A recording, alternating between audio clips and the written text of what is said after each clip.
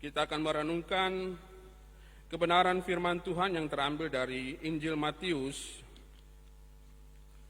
Injil Matius pasal 2 ayat 16 dan sampai ayat yang ke-18. Injil Matius pasal 2 ayat yang ke-16 sampai ayat yang ke-18. Bapak Ibu yang di sini ataupun yang ada di rumah yang mengikuti siaran ini, mari kita akan melihat Alkitab. Saya akan baca dan silakan Bapak Ibu menyimaknya. Pembunuhan anak-anak di Bethlehem. Ketika Herodes tahu bahwa ia telah diperdayakan oleh orang-orang Majus itu, ia sangat marah.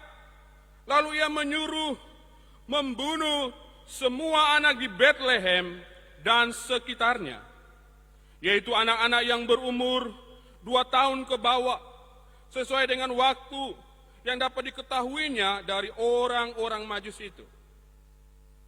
Dengan demikian, genaplah firman yang disampaikan oleh Nabi Yeremia. Terdengarlah suara di Rama, tangis dan ratap yang amat sedih. Rahel menangisi anak-anaknya, dan ia tidak mau dihibur sebab mereka tidak ada lagi. Demikian jauh firman Tuhan. Bapak Ibu yang dikasihi oleh Tuhan Yesus dan saudaraku, pandemik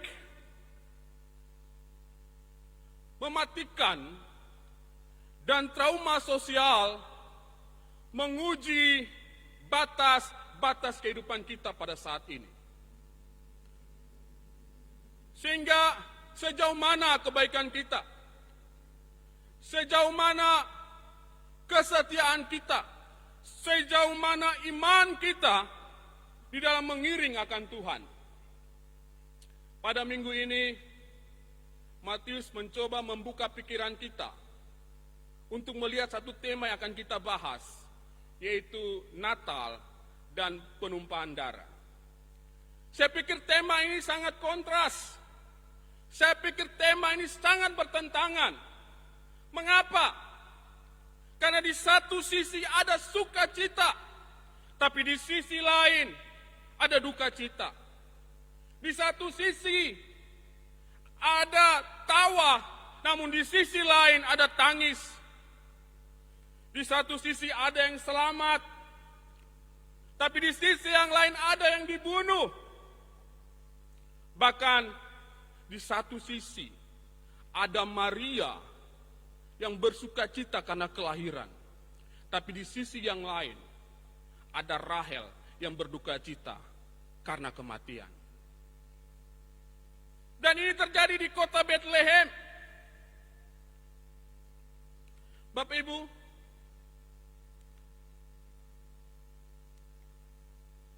Bethlehem ini dari kata Bethlehem. Ini bahasa Ibrani. Kalau dibaca itu dari kanan ke kiri. Jadi Bethlehem. Bethlehem ini adalah rumah roti. Bapak Ibu, pada Kejadian 35, Bethlehem ini dikenal sebagai Efrata. Istilah Bethlehem ini baru muncul ketika pada zaman Rut.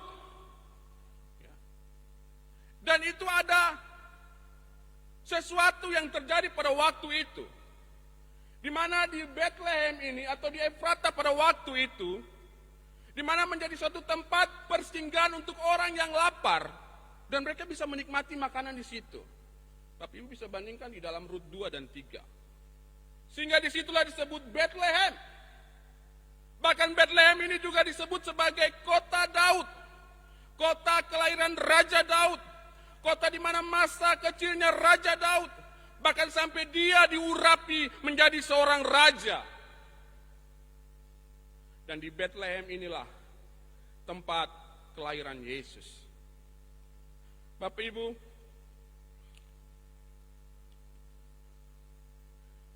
pada zaman Yesus ada seorang sosok yang bernama Herodes Agung.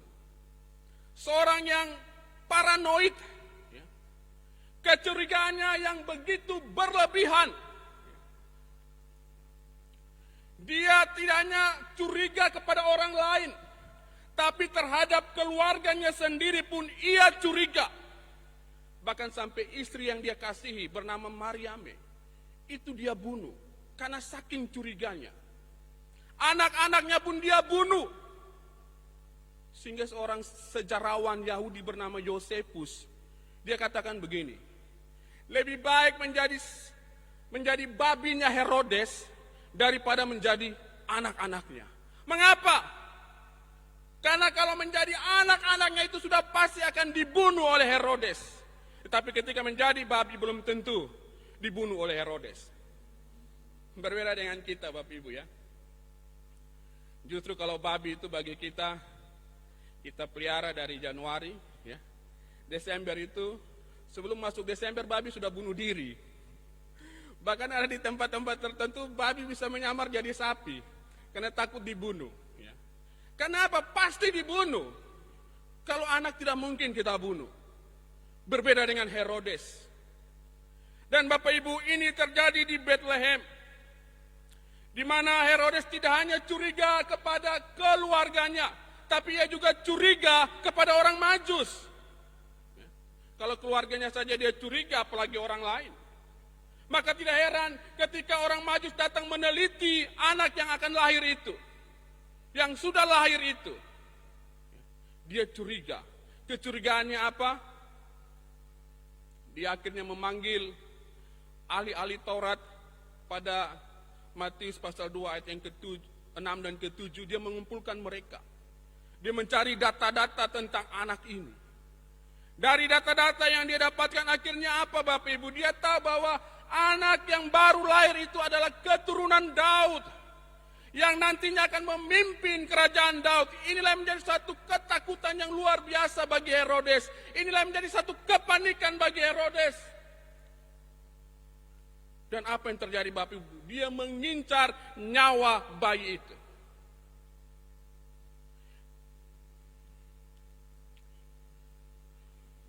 Sehingga kalau kita melihat Bapak Ibu pada ayat yang ke-16, di sana dikatakan begini.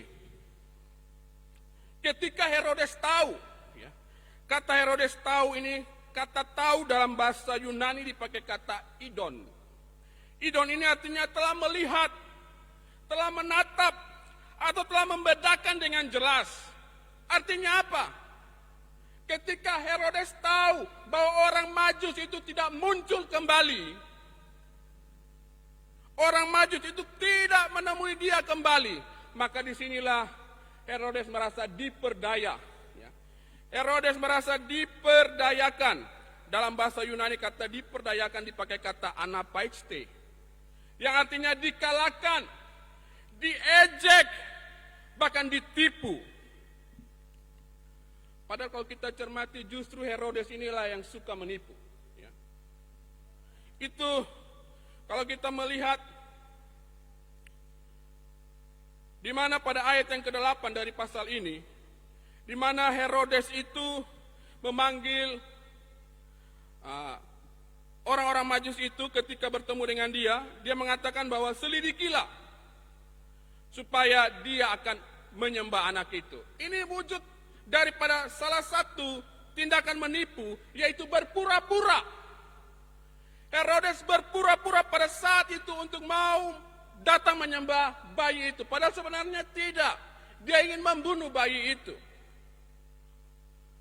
Bapak Ibu,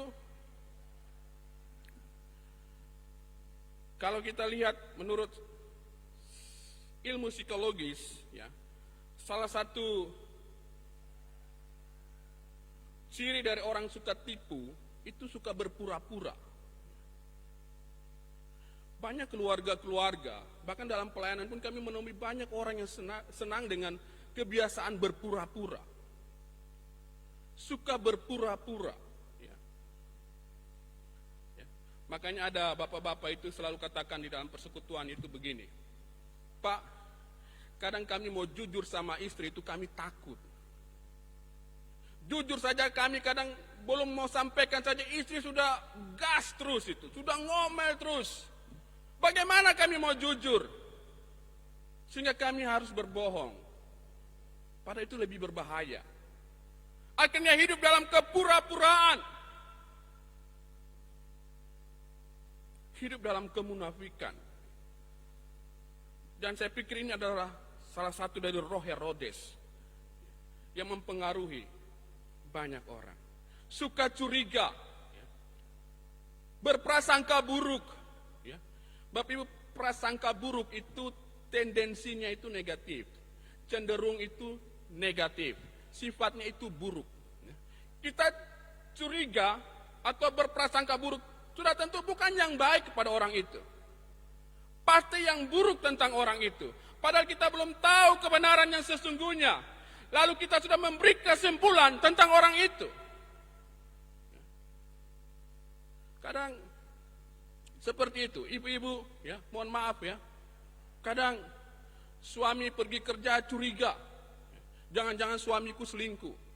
Jangan-jangan suamiku lagi buat ini dan buat itu. Akhirnya di rumah juga serba salah. Ya. Saking serba salahnya kadang itu kain pel itu dipel bukan hanya di lantai, tapi bisa sampai di tembok, bisa sampai di jendela, pang, sapu bisa bunyi sana sini. Karena saking jengkelnya kalau suami ada di rumah tidak kerja, sedangkan disuruh kerja kadang salah.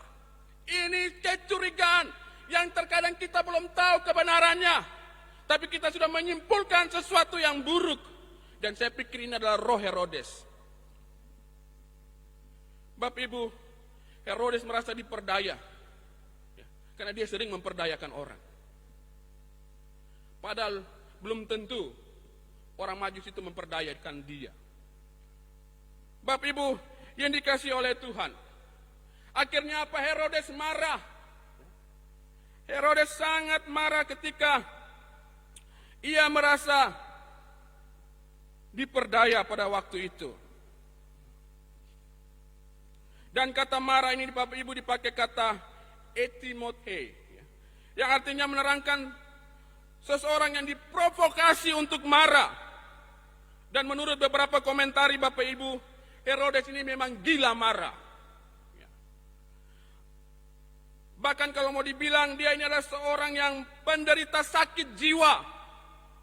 Gairah kemarahannya itu tidak akan puas sebelum orang itu disakiti, sebelum orang itu dilukai. Itulah Herodes. Dan kita melihat, Bapak Ibu, ternyata Herodes punya kemarahan, mengakibatkan dia menyuruh orang pasukannya untuk membunuh anak-anak di Bethlehem. Bapak Ibu, Bethlehem itu tidak terlalu besar, populasinya 300, sehingga kemungkinan bayi yang dibunuh itu sekitar 6 atau 7. Kalau ditambah dengan sekitarnya, kemungkinan bisa sampai 20 bayi yang dibunuh pada saat itu. Maka disinilah bagaimana kita melihat situasi yang sangat menyeramkan, situasi yang horor, tragedi yang begitu mengerikan. Maka ada dua pandangan untuk kita orang percaya untuk melihat situasi itu. Mari kita melihat yang pertama, yaitu pada ayat 17. Firman Tuhan berkata, dengan demikian genaplah firman yang disampaikan. Kalau kita melihat ungkapan ini, bahwa ungkapan ini bukan hanya disampaikan satu kali, tapi pada teks sebelumnya sudah disampaikan. Kita baca dalam Matius 1 ayat 23, Matius 2 ayat 15, bahkan Matius 2 ayat 17, nats ini. Teks ini, ayat ini. Jadi artinya bahwa ini sudah disampaikan sampai 3 kali sebelumnya. Bahkan sesudahnya ada juga. Bapak Ibu, kata ini dipakai eperote to red hand. Yang artinya apa? Yang artinya terpenuhi. Yang artinya terjadi apa yang diucapkan. Bapak Ibu, yang menarik dari kata ini adalah kata ini ditulis dengan bentuk pasif. Artinya apa? Tidak berubah. Ingat baik, kata ini ditulis dengan bentuk pasif yang artinya tidak berubah. Artinya apa?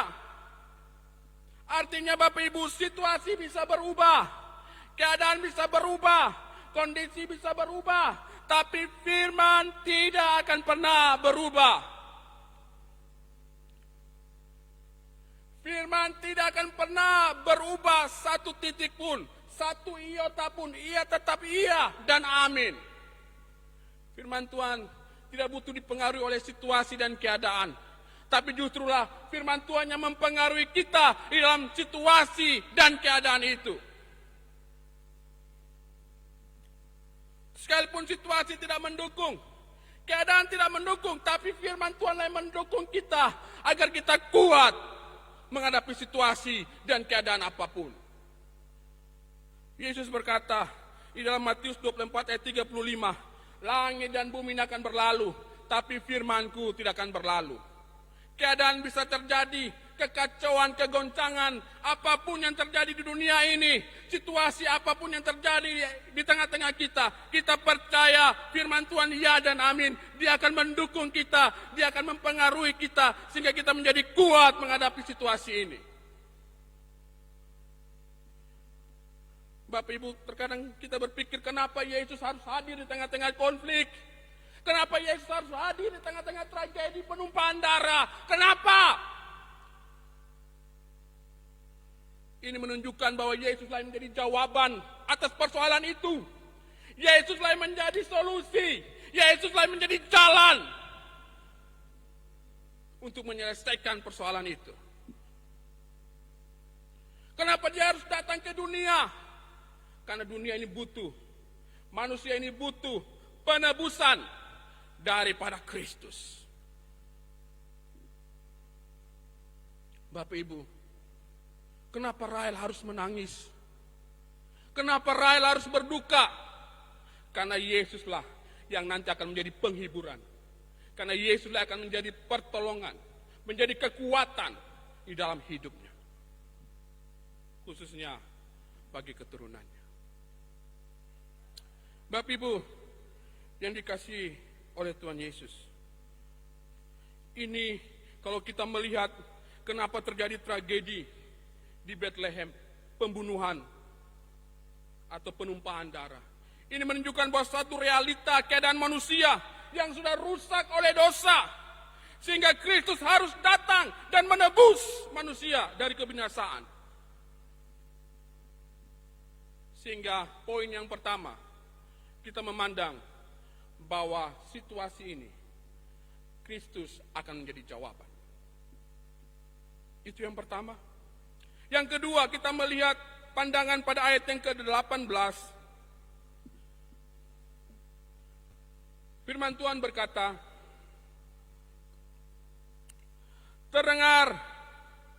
terdengarlah suara di Rama,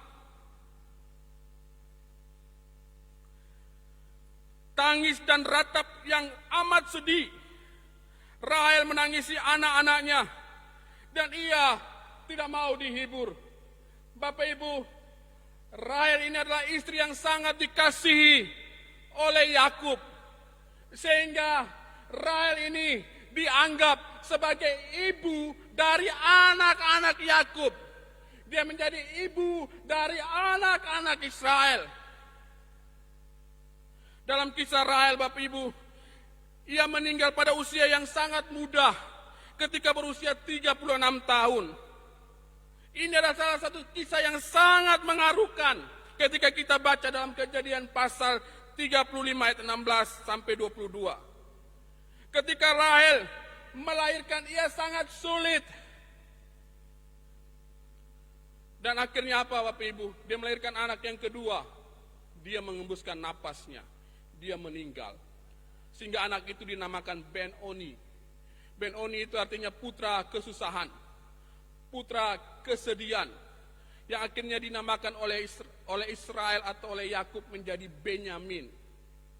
Bapak Ibu, kalau kita pikir Ketika Rahel mati, kenapa dia tidak dikuburkan bersama dengan keturunannya atau nenek moyangnya?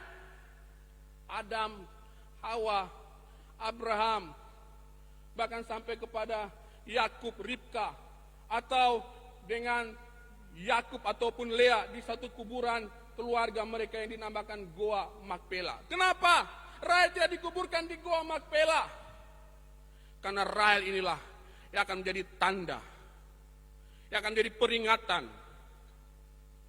suatu saat tentang Bethlehem ini. Dan Bapak Ibu, kita melihat bahwa Rahel ini adalah simbol yang digambarkan oleh Yeremia. Yeremia 31 ayat yang ke-15. Di mana Bapak Ibu, tempat ini yaitu di mana Ramah ini adalah titik, yaitu di mana Nebukadnezar mengumpulkan orang-orang Yehuda sebelum dibawa ke pembuangan di Babel. Itu pada Yeremia 40.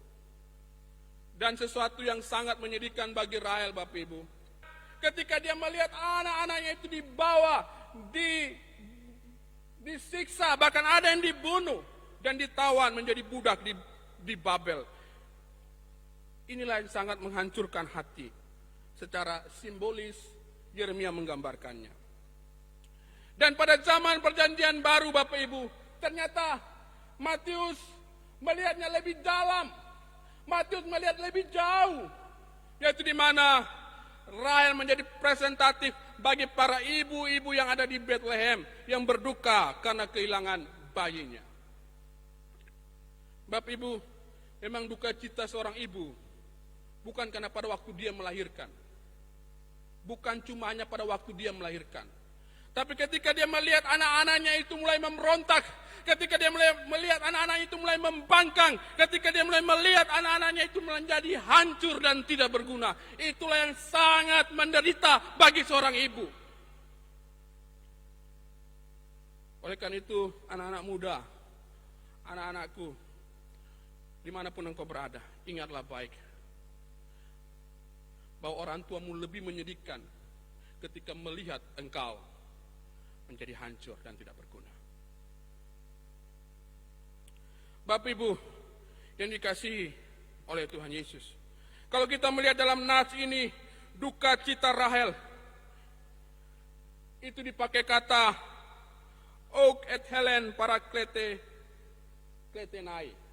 Artinya apa? Bahwa ia tidak bersedia, ia tidak ada niat untuk dipanggil keluar dari duka cita itu, keluar dari duka cita itu. Karena apa? Karena anak-anaknya itulah penghiburannya. Ketika anak-anak itu sudah tidak ada, maka tidak ada lagi penghiburan bagi dia. Artinya apa, Bapak Ibu? Inilah kondisi Rahel, di mana dia patah semangat, di mana dia hilang harapan. Tapi apa, Bapak Ibu? Kematian bayi pada saat itu, mereka kehilangan hidup yang sementara. Tapi melalui bayi Yesus ada kehidupan yang kekal, yang selama-lamanya. Dengan demikian kita bisa melihat bahwa Kristuslah yang menjadi harapan, yang menjadi pemulihan. Sampai 70 tahun kemudian mereka dikumpulkan lagi di tanah mereka. Ya. Artinya apa? Ada harapan. Kalau kita melihat pada nubuatan Yeremia.